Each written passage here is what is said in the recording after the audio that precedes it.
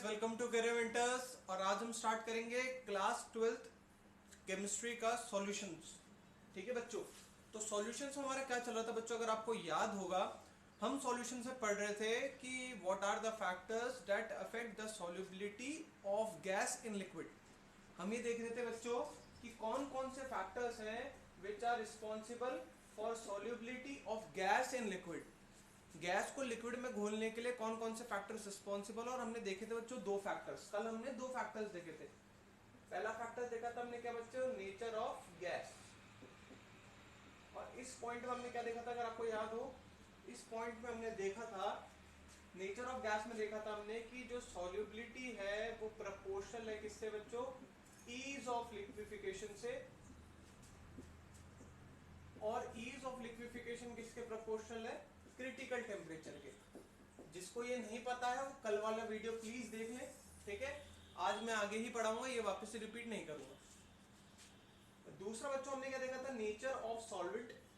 हमने देखा था नेचर ऑफ सॉल्वेंट, और इसमें हमने क्या देखा था बच्चों, लाइक डिसॉल्व लाइक। क्या देखा था, लाइक डिसॉल्व लाइक। जो जैसा होता है वो उसी के अंदर घुलता है, मतलब polar in polar and non polar in non polar. ये दो फैक्टर्स हम देख चुके थे कल, एक था नेचर ऑफ गैस और एक था नेचर ऑफ सॉल्वेंट। चले बच्चों आगे, अब तीसरा फैक्टर हम देखते हैं क्या होता है। तीसरा फैक्टर बच्चों टेम्परेचर। तीसरा फैक्टर बच्चों क्या, टेम्परेचर। तो किसी गैस को लिक्विड में घुलने के लिए तीसरा जो फैक्टर है जो रिस्पॉन्सिबल होगा वो होगा बच्चों क्या, टेम्परेचर। टेम्परेचर मतलब तापमान। अब टेम्परेचर कैसे रिस्पॉन्सिबल होगा बच्चों, देखते हैं। तो बच्चों मैं आपको एक चीज समझाऊं, अगर कि आपने ली चैटलर प्रिंसिपल पढ़ा होगा 11th में। आई होप आप सबको आता भी हो ली चैटलर प्रिंसिपल। अगर नहीं आता तो कोई प्रॉब्लम नहीं, आज भी मैं बताने वाला हूं कि ली चैटलर प्रिंसिपल क्या होता है। अभी तक आपको क्या समझना है जो मैं कहना चाह रहा हूं, कि टेम्परेचर कैसे रिस्पॉन्सिबल होगा गैस की सॉल्युबिलिटी किसमें, लिक्विड में। तो पहले एक चीज समझने की कोशिश करना बच्चों, जब भी गैस लिक्विड में घुलता है तो क्या बनता है, मिक्सचर बनता है, सॉल्यूशन बनता है, प्लस हीट इवॉल्व होती है। क्या होती है बच्चों, हीट रिलीज होती है। क्या कहा मैंने, वापस सुनना। जब भी गैस लिक्विड के साथ इंटरैक्ट करती है तो जो सॉल्यूशन बनता है उसी के साथ क्या होती है, हीट रिलीज होती है। क्योंकि नए बॉन्ड बन रहे हैं तो हीट रिलीज होती है। बात समझ में आया। और ऐसी टाइप की रिएक्शन को कौन सी रिएक्शन बोलते हैं बच्चों, एंडोथर्मिक या exothermic, exothermic reaction. Exothermic reaction, तो एक टाइप की एक्सोथर्मिक रिएक्शन होती है, इसमें हीट रिलीज होती है, ठीक है। ये रिएक्शन रिवर्सिबल नेचर की होती है। रिवर्सिबल क्यों होती है, क्योंकि अगर मैं सॉल्यूशन में वापस से हीट प्रोवाइड करूं तो वापस से गैस और लिक्विड अलग अलग हो जाए। मैं समझाता हूं आपको एग्जांपल। देखो, अगर आपने क्या लिया, CO2 ली, CO2 गैस ली और उसको डाला किसमें, कोल्ड ड्रिंक में, ठीक है।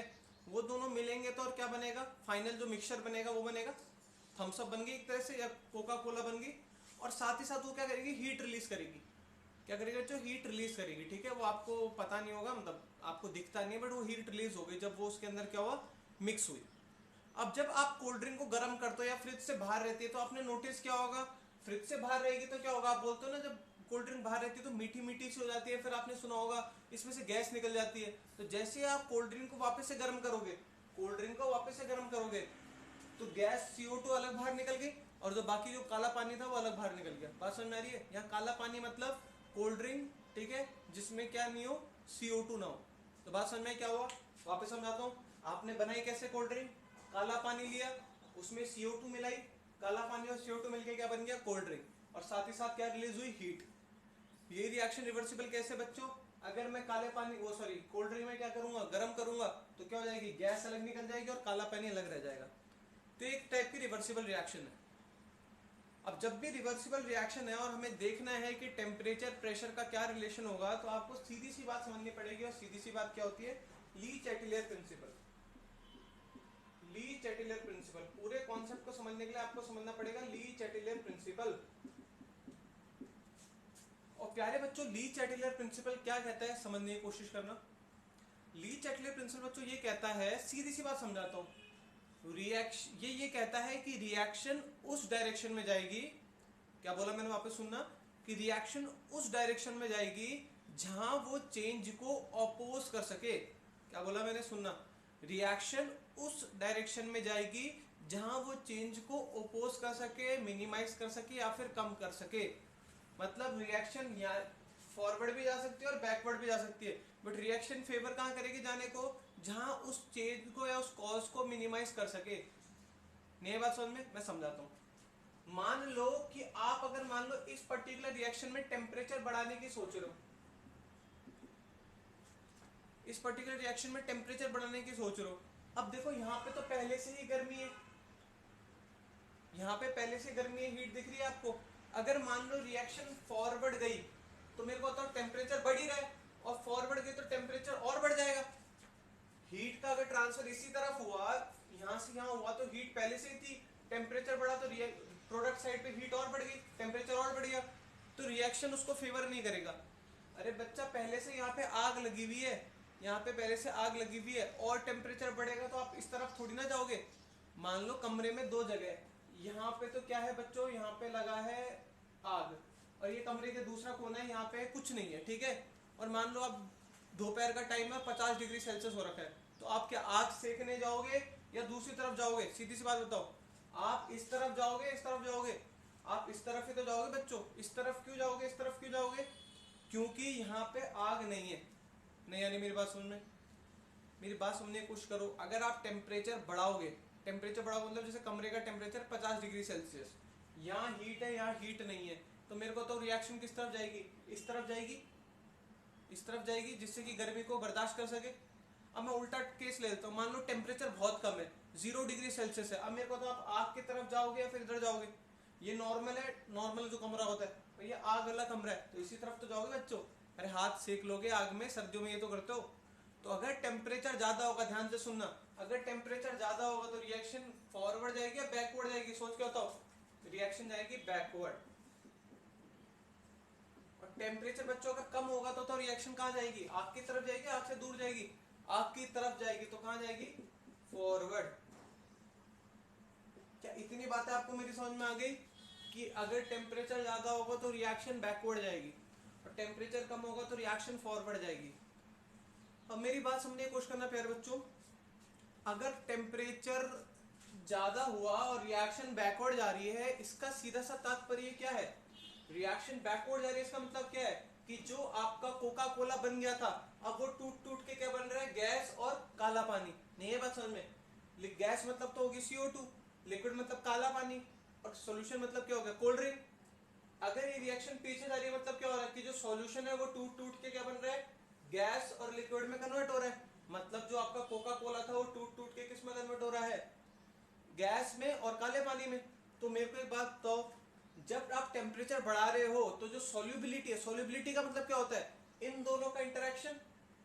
इन दोनों का इंटरेक्शन मतलब क्या? ये इंटरेक्शन पास पास आ रहा है, दूर दूर जा रहा है? सोच के बताओ। पहले दोनों पास पास थे, अब ये पास पास है, दूर दूर गए, दूर दूर गए। तो जब आप टेम्परेचर बढ़ाओगे तो रिएक्शन बैकवर्ड जाएगी। अब रिएक्शन बैकवर्ड जा रही है तो क्या हो रहा है? सॉल्यूशन टूट के किसमें कन्वर्ट हो रहा है? गैस और लिक्विड में।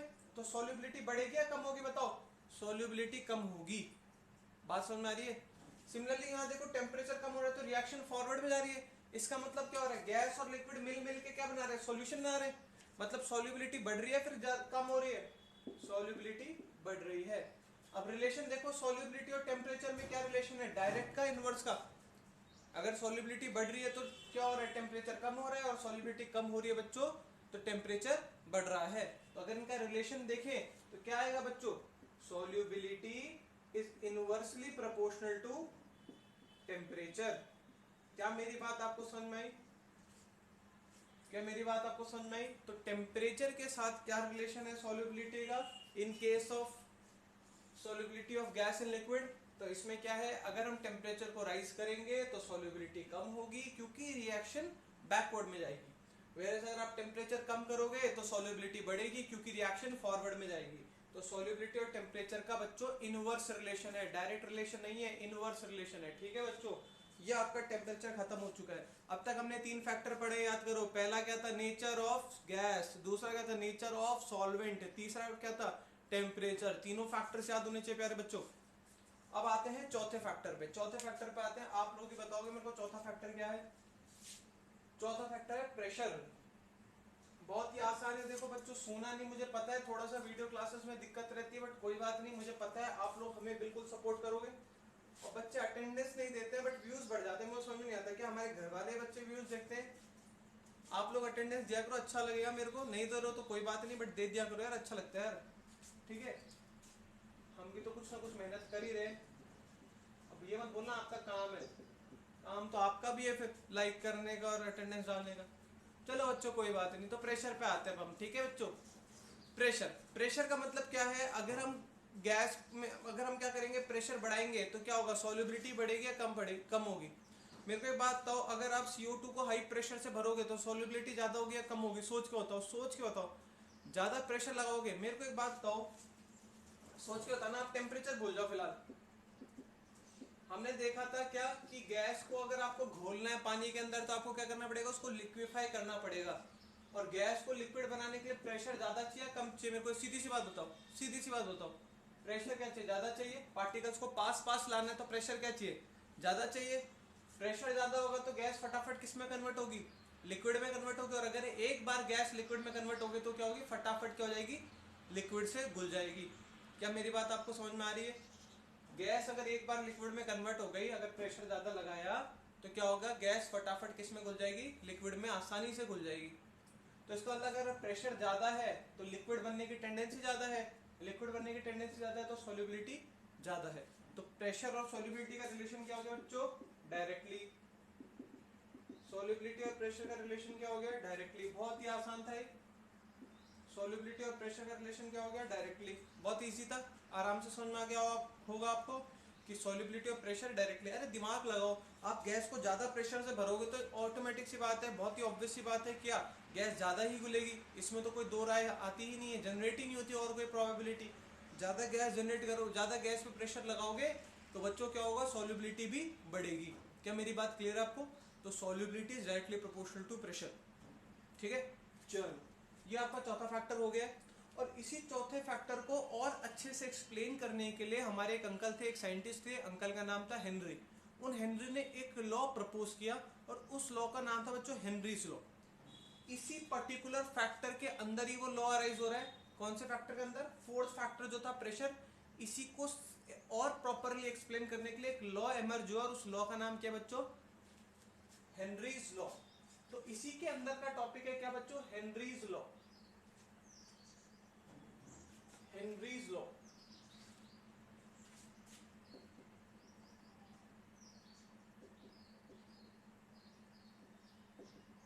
इसी के अंदर का टॉपिक हो चुका है हेनरीज लॉ। हेनरीज लॉ किसने दिया होगा तो आप लोग जानते हो, हेनरी ने दिया होगा, इतना तो आप में दिमाग हो गई। हेनरीज लॉ क्या कहता है बच्चों, ध्यान से देखना। हेनरीज लॉ ये कहता है कि आप जितना ज्यादा गैस में प्रेशर लगाओगे, सुनना मेरी बात, आप जितना ज्यादा गैस में प्रेशर लगाओगे उतनी ज्यादा गैस डिसॉल्व होगी। क्या बोला मैंने, आप जितना ज्यादा गैस में प्रेशर लगाओगे उतनी ज्यादा गैस क्या होगी बच्चों, डिसॉल्व होगी। एग्जाम्पल लेते हैं बच्चों, ऐसे आपको समझ में नहीं आने वाला। मान लो आपके पास एक गैस है और उसको आपको डिसॉल्व करना है लिक्विड के अंदर, ठीक है। आपके पास गैस और उसको डिसॉल्व करना है लिक्विड के अंदर। अब आपने पहली बारी में प्रेशर लगाया कितना, 10 atm का, तो कितनी गैस घुली, गैस आपके पास अनलिमिटेड ऐसा समझ लो, कितनी गैस घुली, मान लो 15 ग्राम घुली। और अगर आपने लगाया ज्यादा प्रेशर 20 atm का, तो आप तो जानते हो, अब मैंने समझाया था सॉल्युबिलिटी क्या होती है, प्रोपोर्शनल टू प्रेशर। तो सॉल्युबिलिटी ज्यादा होगी तो गैस कितनी घुलेगी, 30 ग्राम। बस यही कहना चाहता है कौन, हेनरी। हेनरी कहता जाता है कि जितना ज्यादा आप क्या करोगे, प्रेशर बढ़ाओगे, जैसे जैसे आप क्या करोगे, प्रेशर बढ़ाओगे गैस के ऊपर, वैसे वैसे उसकी घुलने की क्षमता भी क्या होगी, बढ़ेगी। बस इतनी सी बात है, बहुत आसान है। तो ये क्या कहता है, the mass of gas that has been dissolved is directly proportional to applied pressure. मतलब जितना प्रेशर आप अप्लाई करोगे उसी के डायरेक्टली प्रोपोर्शनल होगी, जो गैस होगी वो क्या होगी, डिसॉल्व होगी। तो एक बार इसका स्टेटमेंट लिख देता हूं, क्या, the mass of gas that has been dissolved is directly proportional to directly proportional to applied pressure. मतलब जितना ज्यादा बच्चों आप इस पे प्रेशर अप्लाई करोगे उतनी ज्यादा क्या होगी, गैस डिसॉल्व होगी। तो आप जितना ज्यादा प्रेशर अप्लाई करोगे उतनी ज्यादा गैस डिसॉल्व होगी। ये कौन कहता है, हेनरी लॉ कहता है। क्या मेरी बात आपको समझ में आई? उसी पर्टिकुलर चौथे फैक्टर का ही एक्सप्लेनेशन है, एक्सटेंशन बोल सकते हैं आप, वो ही है, उससे ज्यादा कुछ नहीं है।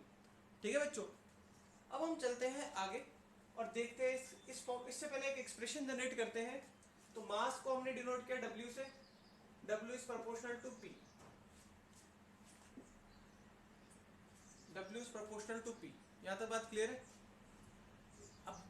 अब इसमें दो बातें क्या है, पहली बात समझाता हूं। अगर एग्जाम में जब भी क्वेश्चन आए कि डिफाइंस हेनरी लॉ या स्टेट हेनरीज लॉ, अगर एग्जाम में क्वेश्चन आए स्टेट हेनरीज लॉ, तो आपको ये लाइन लिखनी है, ध्यान रखना। बट इन एक्चुअल जब भी आप फॉर्मूला निकालते हो तो वो दूसरी तरह से रिलेट कर दो आप। अभी समझाता हूं मैं क्या कहना चाह रहा हूं। पहले आपको ये बात समझ में आ गई कि जब भी एग्जाम में आए कि स्टेट हेनरीज लॉ, तो आपको कौन सी लाइन लिखनी है, आपको सीधी सी बात लिखनी है, the mass of gas that has been dissolved is directly proportional to its applied pressure. इतनी लाइन आपको याद रख लेनी है, ठीक है? जितना मास बढ़ेगा उस हिसाब से, जिस हिसाब से आपका प्रेशर, अप्लाइड प्रेशर बढ़ेगा। यहां तक बात क्लियर है? अब जब भी इसका एक न्यूमेरिक डेरिवेशन निकालना होता है या फिर न्यूमेरिकली हम इसका फॉर्मूला डिराइव करते हैं, तो वहां पे आपको थोड़ा दूसरा रिलेशन यूज करना पड़ेगा।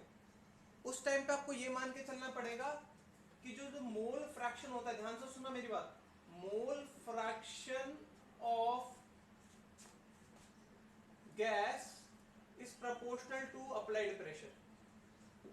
बात वही है मोर और लेस, वहां वो मास की बात कर रहे हैं या वो मोल फ्रैक्शन की बात कर रहे हैं, बात वो ही है। मैथमेटिकली मोल फ्रैक्शन की बात कर रहे हैं और स्टेटमेंट में मास की बात कर रहे हैं, बात वही है। वो बात क्यों है, अगर मैं आपको समझाने की कोशिश करूं, वो बात इसलिए है बच्चों क्योंकि जिस गैस का मास ज्यादा होगा या ज्यादा अमाउंट में होगी, ऑब्वियस बात है उसका मोल फ्रैक्शन भी कंपैरेटिवली ज्यादा ही होगा। तो यही कहना चाह रहा हूं मैं क्या, कि मोल फ्रैक्शन को यूज करना कोई गलत नहीं है, ठीक है? और कभी कभी ये भी यूज कर लेते हैं सॉल्युबिलिटी। ये भी बहुत प्रॉब्लम वाली बात नहीं लग रही है आपको मेरे हिसाब से, कि सॉल्युबिलिटी प्रोपोर्शनल टू प्रेशर। अभी मैंने बताया था आपको कि सॉल्युबिलिटी ज्यादा होगी अगर प्रेशर ज्यादा होगा। तो ये थोड़ी बातें ध्यान रखना, क्योंकि ये बच्चों को बहुत कंफ्यूज करता है। एक क्वेश्चन ही आ रखा है आज तक, इससे पहले कुछ इसमें कोई क्वेश्चन आया नहीं है। हेनरीज लॉ का स्टेटमेंट जरूर आया, बट न्यूमेरिकल आजकल आने बंद हो गए हैं, ठीक है? आप देख सकते हो प्रीवियस ईयर के पेपर्स में। यहां तक मेरी बात क्लियर है आप लोगों को? चलिए बच्चों आगे। अब इस एक्सप्रेशन से मैं क्या करता हूँ, एक फॉर्मूला डिराइव करता हूँ, और वो फॉर्मूला आपको रट लेना है क्योंकि वही हेनरीज लॉ का फॉर्मूला है। अब मोल फ्रैक्शन का मतलब सिंबल क्या होता है, याद करो, एक्स ऑफ गैस, जिसे हम लिखते हैं ना एक्स ए एक्स बी, वैसे मैंने क्या लिख दिया, एक्स ऑफ गैस, ठीक है? Is proportional to pressure, is proportional to pressure, यही कहना चाहता हूं ऊपर वाली लाइन। अब मेरे को बात तो, मैं अगर प्रोपोर्शनलिटी का सिंबल हटाऊंगा तो किसका साइन आएगा, एक कांस्टेंट का साइन आएगा जिसको हम बोलेंगे के। तो प्रोपोर्शनलिटी का साइन हटाया तो एक कांस्टेंट एमर्ज हुआ, और वो क्या हुआ बच्चों, के। यहां तक क्लियर है? इस के को हम क्या बोलेंगे, इस के को हम बोलेंगे proportionately constant, proportionality constant, sorry tongue twist हो गई मेरी, ठीक है? तो ये के पी हो गया आपका, के आपको क्लियर है? नॉर्मल एक प्रोपोर्शनलिटी कांस्टेंट है, कौन, के। चलें आगे। अब हम चलते हैं आगे। अब हम कुछ तिगड़म करेंगे, फालतू के तिगड़म में। इस के को हम पहुंचा रहे हैं इस तरफ, इस के को इधर इस तरफ पहुंचा रहे हैं। अब यहाँ पे मल्टीप्लाई हो रहा है के पी के साथ, तो वहां जाएगा तो क्या हो जाएगा, डिवाइड हो जाएगा। तो मैंने क्या लिखा, ध्यान से देखो, P is equal to 1/k x of gas. यहाँ पे कोई प्रॉब्लम है क्या आपको, कोई प्रॉब्लम आ जाएगी बच्चों? ये के यहाँ गया तो 1/k हो गया, लेफ्ट राइट में इधर उधर लिख दिया, कोई प्रॉब्लम थोड़ी ना है। अब 1/k जो कांस्टेंट एमर्ज होगा, उस कांस्टेंट को मैं एक नए नाम से पुकारूंगा, वो होगा बच्चों क्या, KH।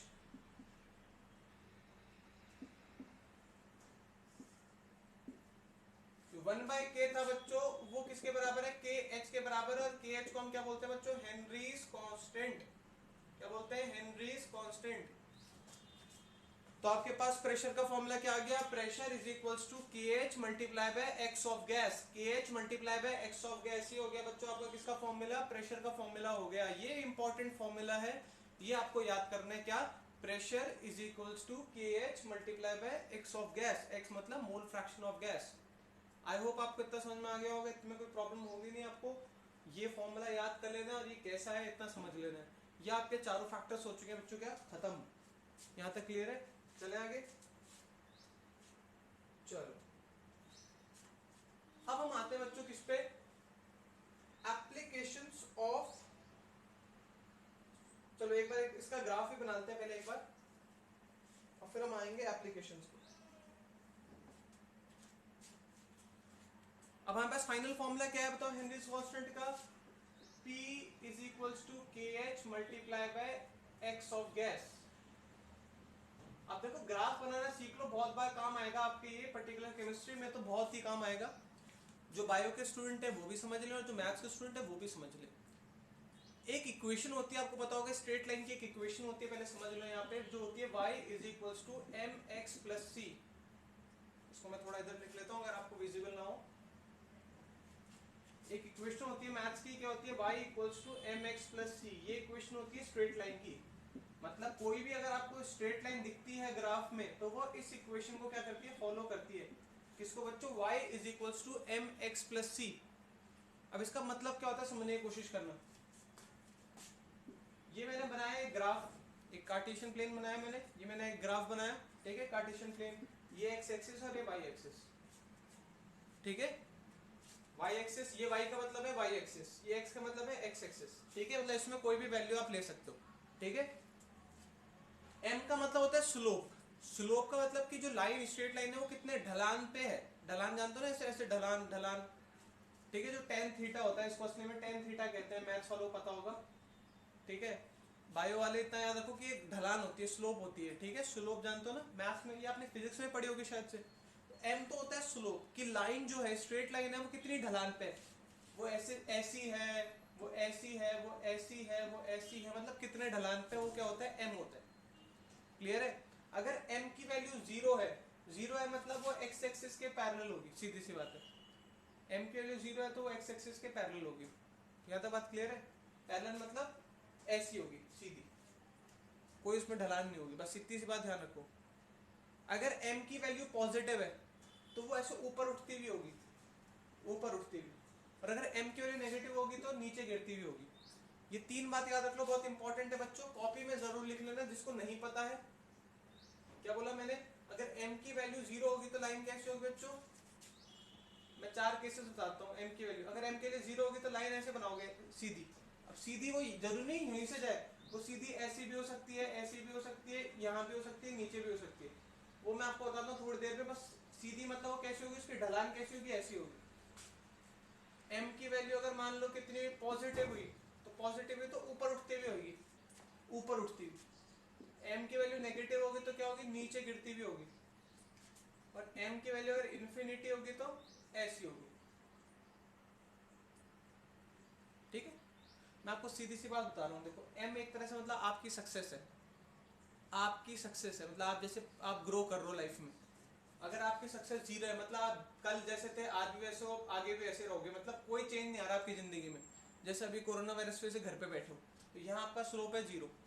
पॉजिटिव का मतलब क्या है, आप दिन पर दिन बढ़ते जा रहे हो, बढ़ते जा रहे हो। तो ये देखो आपका ग्राफ बड़ा बनेगा, ग्राफ ऐसे तो बनाओगे। एम की वैल्यू नेगेटिव है, दिन पर दिन गिरते जा रहे हो तो गिरेंगे कैसे, फिसल पट्टी साइज तो गिरेंगे। और एम की वैल्यू इन्फिनिटी मतलब आपकी सक्सेस एक ही सेकंड में आप मतलब माला माल हो गए, ठीक है। तो सीधा धीरे धीरे नहीं बढ़े आप, एक ही झटके में ऊपर, ठीक है, भगवान के पास ही, ठीक है। चलो तो ऐसा मैंने समझाने की कोशिश की है आपको, अगर आपको ऐसे समझ में आया तो ऐसे समझ लेना, बाकी मैंने आपको समझाने की कोशिश करी ही है। तो यहाँ पे आपको तीन चीजें समझ में आ गई, y समझ में आ गया, x समझ में आ गया, m समझ में आ गया। अब आती है c की बात। अब c क्या होता है, ध्यान से सुनना। c होता है स्लोप, सॉरी c होता है intercept on y axis. c होता है इंटरसेप्ट ऑन y एक्सिस, मतलब जो ये जो ढलान वाली जो लाइन बनाई है, ये लाइन y एक्सिस को कहाँ काट रही है, ये y एक्सिस को कहाँ काट रही है, कहाँ काट रही है मतलब इसको यहाँ से काटते हुए जाएगी, ये लाइन ऐसे जाएगी। तो जैसे ये एक्सिस है ना, या तो लाइन ऐसे गई या फिर ऐसे गई या फिर ऐसे गई या फिर ऐसे गई, इस वाली लाइन को हमेशा की हमेशा काटेगी। तो इस लाइन को कहाँ पे काटेगी वो कौन बताएगा, सी बताएगा। अगर सी के आगे पॉजिटिव है मतलब इस पॉइंट से ऊपर काटेगी, क्योंकि जीरो से ऊपर वाले वर्ड सारे नंबर सारे पॉजिटिव होते हैं, और सी के आगे नेगेटिव होगा तो नीचे काटेगी। यहाँ तक बात क्लियर है। और अगर C की वैल्यू 0 होगी तो कहां पे रहेगा, यहां पॉइंट पे रहेगी। ठीक है मेरी बात। अभी आप 10-15 ग्राफ करोगे ना जब आप केमिस्ट्री में, तो आपको ऑटोमेटिक समझ में आ जाएगी। मैंने आज आपका बेस क्या कर दिया, खत्म कर दिया, कवर अप कर दिया। अब आप बार बार मत पूछना मेरे से कि कैसे डेवलप हुआ। इस इक्वेशन को हम कंपेयर करते हैं y equals to mx plus c से। ये हो गया आपका y एक्सिस, ये हो गया आपका x एक्सिस, ये हो गया आपका m, और यहाँ पे c कुछ नहीं है तो c मतलब क्या हो गया, 0। इससे कंपेयर किया हमने। तो अब देखो y एक्सिस पे कौन है बच्चों, y एक्सिस पे बताओ p, तो इस वाले एक्सिस पे कौन लेंगे हम, प्रेशर।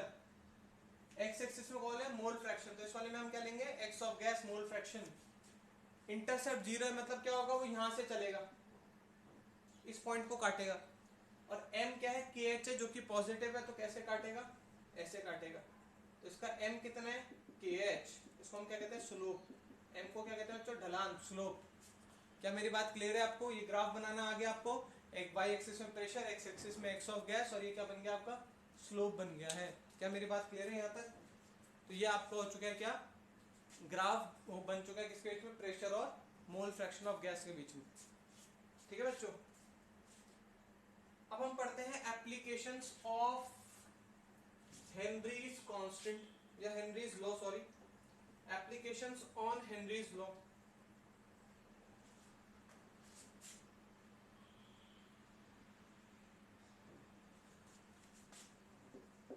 बहुत ही सिंपल सिंपल सी बात है, समझ लेना फटाफट। एप्लीकेशंस ऑफ हेनरीज लॉ क्या कहता है, फटाफट देख लेना, समझ लेना क्या होता है। देखो हेनरी लॉ कहता क्या है, सबसे पहले लाइन याद करो, स्टेटमेंट याद करो कि जितना ज्यादा प्रेशर लगाओगे उतनी ज्यादा क्या होगी, गैस डिसॉल्व होगी, उतनी ज्यादा गैस क्या होगी, सॉल्युबल होगी। सीधी सी बात है, सॉल्युबिलिटी प्रोपोर्शनल है प्रेशर के, ये कहता है हेनरीज लॉ। ठीक है, बस अब यही समझने की कोशिश करना। अब हेनरीज लॉ का सबसे पहले यूज कहाँ पे, कोल्ड ड्रिंक्स में। कोल्ड ड्रिंक्स वर्ड यूज कभी मत क्या करो। कोल्ड ड्रिंक का होता है ठंडा पदार्थ, और ठंडा पदार्थ तो क्या होता है आपका, पानी की बोतल को फ्रिज में रख दोगे तो वो भी कोल्ड ड्रिंक हो जाएगा, सीधी सी बात है। आप यहाँ पे यूज क्या करो वर्ड एरिएटेड ड्रिंक, या रसना को भी आप रख दोगे फ्रिज में तो वो भी कोल्ड ड्रिंक हो जाएगा। एरिएटेड ड्रिंक, एरिएटेड ड्रिंक मतलब क्या होता है, जिसमें CO2 भरी है, एयर भरी है, एक तरह से समझ लो एरिएटेड ड्रिंक। तो आप एरिएटेड ड्रिंक लेते हो तो उसमें भी क्या करते हैं, उसमें भी हम क्या करते हैं, गैस क्योंकि लेस सॉल्युबल होती है, CO2 क्योंकि पोलर होती है, याद करो लेस सॉल्युबल होती है, तो हम CO2 को हाई प्रेशर से भरते हैं। क्या बोला मैंने, ये इसका एप्लीकेशन है। CO2 को हाई प्रेशर से भरते हैं, इस वजह से क्या होती है, उसकी जो सॉल्युबिलिटी हो जाती है वो भी क्या हो जाती है, हाई हो जाती है। तो एग्जाम में क्वेश्चन आएगा कि CO2 गैस को हम हाई प्रेशर से क्यों भरते हैं, तो आप ऐसे बोलना, एज वी नो कि हेनरी लॉ कहता है कि अगर ज्यादा प्रेशर अप्लाई करोगे तो गैस ज्यादा घुलेगी। तो क्योंकि जब हम हाई प्रेशर से गैस को भरेंगे तो ऑब्वियस सी बात क्या है, आपकी जो CO2 है वो कोल्ड ड्रिंक में आसानी से घुलेगी और सॉल्युबिलिटी इंक्रीज हो जाएगी। सीधा सा आंसर है, सीधा सा आंसर। क्या आंसर में क्या लिखना है, सॉल्युबिलिटी इंक्रीज जब हम क्या करेंगे, प्रेशर बढ़ाएंगे, बस यही आंसर है। सबकी एप्लीकेशन जो 3-4 एप्लीकेशन सब में यही है। दूसरी एप्लीकेशन देखते हैं बच्चों हम। दूसरी एप्लीकेशन में क्या होता है, आप जानते होंगे कि आपका जो ब्लड है उसमें एक पदार्थ होता है, इसका नाम होता है हीमोग्लोबिन। क्या बोला बच्चों मैंने, पहला वाला एप्लीकेशन क्या हो गया, एरिएटेड ड्रिंक्स। दूसरा क्या हो गया, आपका जो ब्लड होता है वो क्या कंटेन करता है बच्चों, हीमोग्लोबिन। और वो क्या करता है, हीमोग्लोबिन क्या है, ऑक्सीजन कैरी करता है, ऑक्सीजन कैरी करता है। बात क्लियर है। आप क्या करते हो, आप सांस लेते हो, तो आप ऑक्सीजन क्या करते हो, इनहेल करते हो। जैसे आपने ऑक्सीजन इनहेल की तो आपके फेफड़ों ने बहुत ही ज्यादा प्रेशर एक्सर्ट किया, इस वजह से क्या हो गया, हाई प्रेशर की वजह से क्या हुआ, जो ऑक्सीजन आपने इनहेल की वो क्या हो गया, आपके ब्लड में बहुत जल्दी सॉल्युबल हो गई। नहीं आई बात समझ में। आपने अपने लंग्स के थ्रू हाई प्रेशर अप्लाई किया, और आपको पता ही है जब प्रेशर ज्यादा तो सॉल्युबिलिटी ज्यादा, तो ज्यादा प्रेशर अप्लाई होने की वजह से क्या हुआ, जो अपने ब्लड में हीमोग्लोबिन घूम रहा था उसके साथ क्या हो गया, ऑक्सीजन का इंटरेक्शन बढ़ गया। उसके साथ क्या, ऑक्सीजन का इंटरेक्शन बढ़ गया क्योंकि हाई प्रेशर से घोला है। अगर वही नॉर्मल प्रेशर से घोलते तो नहीं होता। एक आदमी जो मर गया है वो सांस नहीं ले पाता, ठीक है, तो उसमें दिक्कत क्या है, क्योंकि वो हाई प्रेशर से ऑक्सीजन ले ही नहीं पा रहा। जब ऑक्सीजन ले ही नहीं पाएगा तो कैसे डिसॉल्व होगी। तो ब्लड में ऑक्सीजन डिसॉल्व करने के लिए हम जब सांस हाई प्रेशर से लेते हैं, आपने सुना होगा ना कि जब भी किसी आदमी को गुस्सा आ रहा होता है या बहुत चिड़चिड़ा होता है, डिप्रेस्ड होते हैं, तो बोलते हैं टेक डीप ब्रेथ्स। आपने सुना होगा। तो डीप ब्रेथ क्यों बोलते हैं उसको, क्योंकि जब वो लंबी लंबी सांसें भरेगा तो उससे क्या होगा, ज्यादा से ज्यादा ऑक्सीजन डिसॉल्व होगी। वो हाई प्रेशर लगाएगा अपने फेफड़ों से, और हाई प्रेशर लगाएगा तो सॉल्युबिलिटी भी प्रोपोर्शनल होगी। जितना ज्यादा आप प्रेशर लगाओगे उतना ज्यादा ऑक्सीजन क्या होगी ब्लड में इजीली सॉल्युबल होगी। अब जब ब्लड में ऑक्सीजन सॉल्युबल होगी तो आपका रेस्पिरेटरी सिस्टम, आपका जो नर्वस सिस्टम है वो प्रॉपरली वर्क करेगा। जब माथे तक आपकी ऑक्सीजन जाएगी, ब्लड के साथ आपके माथे तक ऑक्सीजन जाएगी, दिमाग तक, तो आप डिसीजन लेने के लिए क्या होगे, तैयार होगे। तो इसलिए बोलते हैं कि जब भी थोड़ा गुस्सा आ रहा हो, जब भी आपका दिमाग खराब हो रहा हो, तो टेक डीप ब्रेथ। इसके पीछे हेनरीज लॉ लग रहा है, समझने की कोशिश करना। ज्यादा डीप ब्रेथ लोगे, ज्यादा प्रेशर से लोगे तो सॉल्युबिलिटी भी बढ़ेगी, सीधी सी बात है। और सॉल्युबिलिटी बढ़ेगी तो क्या होगा, ब्लड में ऑक्सीजन, हीमोग्लोबिन में ऑक्सीजन आसानी से घुल पाएगा। क्या मेरी बात क्लियर है? तो दूसरा रीजन, दूसरा एप्लीकेशन समझ में आ गया। देखो उसको रटना नहीं है, बस इसको एग्जाम में ऐसा क्वेश्चन आएगा कि रेस्पिरेशन कैसे हेनरीज लॉस को एक्सप्लेन करता है, तब आपको सारी चीजें समझानी है। ये क्वेश्चन आएगा। तो अब तक तो ऐसा कुछ आया नहीं है, बट मैं बता देता हूँ, कभी आ जाए तो फिर तैयार रहना। तीसरा क्या होता है, तीसरा पॉइंट दे रखा है, people living in higher altitudes.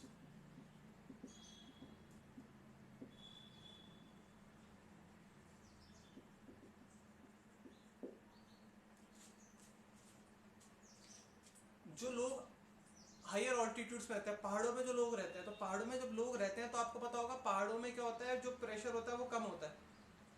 जो प्रेशर होता है पहाड़ों में कम होता है, आपको पता होगा। अरे जो गैस का आपको होता है ना प्रेशर, एटमॉस्फेरिक प्रेशर कम होता है, तो प्रेशर कम होगा तो क्या होगा, सॉल्युबिलिटी भी कम होगी, ऑक्सीजन ढंग से ब्लड में आपके घुलेगा नहीं। और जब ऑक्सीजन आपके ब्लड में ढंग से घुलेगा नहीं तो होगा क्या, सिंपल सा रीजन है, होगा क्या, जब ऑक्सीजन आपके ब्लड में घुलेगा नहीं तो आपका नर्वस सिस्टम प्रॉपरली वर्क नहीं करेगा, आपको वॉमिटिंग आने लग जाएगी, आपका सर घूमने लग जाएगा, चक्कर आने लग जाएंगे। तो उसका मेन रीजन क्या है, वही राउल क्या है, हेनरीज लॉ। हेनरीज लॉ क्या कहता है, प्रेशर ज्यादा होगा तो सॉल्युबिलिटी ज्यादा होगी, क्योंकि हायर ऑल्टीट्यूड में प्रेशर कम है तो सॉल्युबिलिटी भी कम होगी। बात क्लियर है? बहुत आसान सी चीजें, समझ में आ रहा होगा आपको। तो ये सीधी सी पॉइंट है, क्या people living in higher altitude में क्या होगा, जब वो हाइट पे रहेंगे तो सॉल्युबिलिटी भी क्या होगी उनमें, कम होगी। ठीक है, ब्लड के अंदर जो ऑक्सीजन की सॉल्युबिलिटी कम होगी। तो हमारा तीसरा भी हो गया खत्म। हाँ, तो इसमें एक आपके बुक में दे रखा है कि इस वजह से क्या है, दिमाग तक खून नहीं जाता, ऑक्सीजन वाला प्रॉपर ऑक्सीजनेटेड ब्लड नहीं जाता। ठीक है, तो इस वजह से क्या होगा, लोगों की, मैंने बताया ना, थिंकिंग एबिलिटी कमजोर हो जाएगी। ठीक है, मतलब वो सोच नहीं पाएंगे। आपने देखा होगा डिस्कवरी में प्रोग्राम्स आते हैं कि जब प्रॉपरली ऑक्सीजन नहीं मिल पाती तो वो क्या करते हैं, वो सोच नहीं पाते। ठीक है, जो माउंटेनियर्स होते हैं वो सब होते हैं। ठीक है, तो इस बीमारी को क्या बोलते हैं बच्चों, ध्यान रखना, एनोक्सिया। अब बायो तो मेरे को भी नहीं आती, बट इसको एनोक्सिया कहते हैं। जब आपको क्या है, आप अनेबल हो जाते हो, मतलब आप अब एबिलिटी खत्म हो जाती है आपको सोचने की, मतलब आपको अब कुछ समझ में नहीं आ रहा होता, बस आप ऐसे ही चले जा रहे हो। ठीक है, उसको होता है एनोक्सिया। तो एनोक्सिया की प्रॉब्लम अराइज हो जाती है हायर ऑल्टीट्यूड्स में। ठीक है, जो पीपल लोग रहते हैं, क्यों, इसी वजह से, क्योंकि वहां पे आपके ब्लड में प्रॉपर ऑक्सीजनेटेड ऑक्सीजन नहीं जा पाती। ठीक है, यहाँ तक क्लियर है? अब चौथा एक लास्ट दे रखा है आपके बुक में, वो दे रखा है इन डीप सी डाइविंग। इन डीप सी डाइविंग, अब डीप सी डाइविंग क्या होता है, आपने देखा होगा कि समुद्र के नीचे वो कोरल वोरल को देखने के लिए वो गोताखोर जो होते हैं, जो डाइवर्स होते हैं, वो क्या करते हैं, ऑक्सीजन और वो सिलेंडर विलेंडर लेके क्या नीचे जाते हैं, ऑक्सीजन वो सिलेंडर विलेंडर लेके नीचे जाते हैं। तो नीचे जाते हैं तो क्या होता है, वो जो ऑक्सीजन तो अवेलेबल होती नहीं है, तो सिलेंडर के थ्रू क्या करते हैं, सांस लेते हैं, उसमें ऑक्सीजन फिल होती है। ठीक है, एक सेकेंड।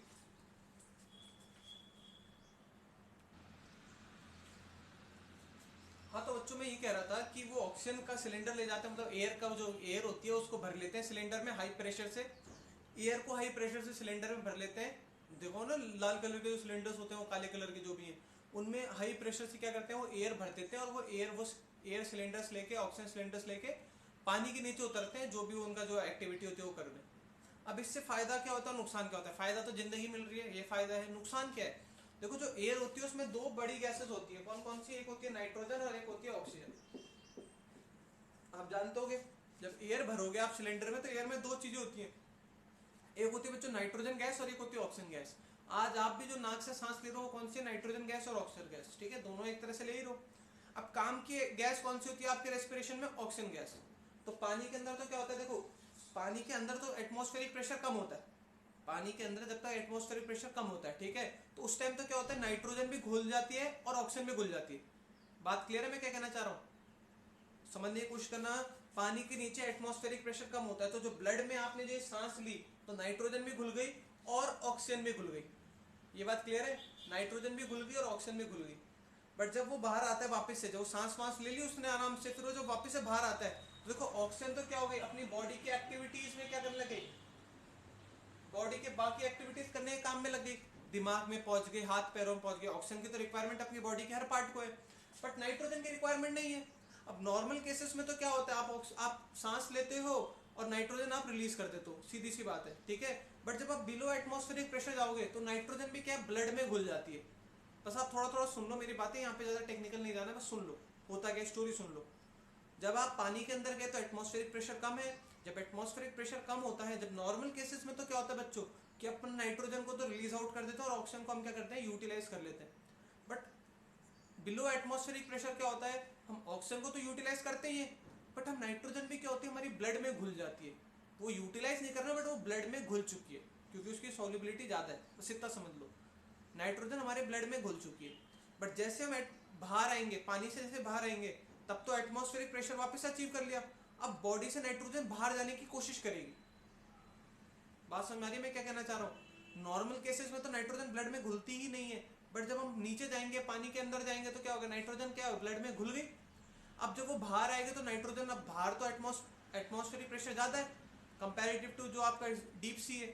तो जब वो बाहर हम आएगा, कोई जो डाइवर है वो बाहर आएगा, तो बाहर आने से क्या नुकसान होगा, जैसे ही वो बाहर आएगा तो उसकी बॉडी में है ना, वो बबल्स के फॉर्म में बाहर निकलेंगे। बबल्स मतलब ब्लड में से एक तरह से गुब्बारे निकलेंगे अंदर से, ऐसे बाहर नहीं दिखेंगे, अंदर से निकलेंगे, और इससे अकड़न वकड़न आती है बॉडी में, ठीक है।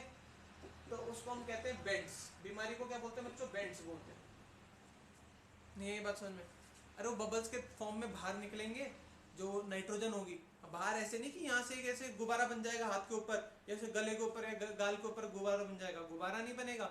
वो जो वो ब्लड है, ब्लड में क्या आएंगे, बबल्स बनना चालू हो जाएंगे, और ये इससे एक दर्द वर्द और ये जो मतलब बोलते हैं ना, अकड़न वकड़न आ गई, उसको हम कहते हैं बेंड्स। अब इस बेंड्स को रिमूव करने के लिए हम क्या करते हैं, बेंड्स को रिमूव करने के लिए हम क्या करते हैं, जो हमारा जो एयर का मिक्सचर है उसमें थोड़ी सी क्या डाल देते हैं, हीलियम डाल देते हैं, बस वो बेंड्स नहीं आने देता। बस इतना सा समझना है, ज्यादा टेक्निकल नहीं जाना है इसके पीछे कि ऐसा क्या हो रहा है, हीलियम घुल रही है नहीं घुल रही। बस आपको ये बात ध्यान रखनी है, ये बेंड्स ना हो हमारी बॉडी में, इस वजह से हम क्या करते हैं, इस वजह से हम क्या करते हैं, सीधी सी बात याद रखो, हीलियम को ऐड कर देते हैं सिलेंडर में थोड़ी सी, बस। बस ये बात ध्यान रखना है कि जो डीप सी डाइविंग की वजह से कौन सी बीमारी होती है, बेंड्स होती है, और हायर ऑल्टीट्यूड पे कौन सी बीमारी होती है, एनोक्सिया होती है। बस इतनी सी बात याद होगी आपको, बस। और बेंड्स क्यों होती है, क्योंकि जो नाइट्रोजन हमारी बॉडी में घुल जाती है, और जब हम बाहर आते हैं, एटमॉस्फेरिक प्रेशर में आते हैं, तो वो एक तरह से बबल्स इमर्ज होते हैं, और वो क्या होता है, बेंड्स का शेप ले लेते हैं, मतलब बेंड्स बीमारी हो जाती है। यहाँ तक बात क्लियर है? तो बच्चों ये हमारा एप्लीकेशन ऑफ हेनरीज लॉ खत्म हो चुका है। अब नेक्स्ट टॉपिक जो राउल्स लॉ है वो हम नेक्स्ट क्लास में स्टार्ट करेंगे। तब तक के लिए आप वीडियोस देखते रहें। कोई वीडियो में प्रॉब्लम है तो आप पूछ लीजिएगा, ठीक है, कमेंट सेक्शन में मुझसे व्हाट्सएप कर लीजिएगा। कल हम डालेंगे राउल्स लॉ का टॉपिक, और तब तक के लिए वीडियोस देखते रहें। Thank you.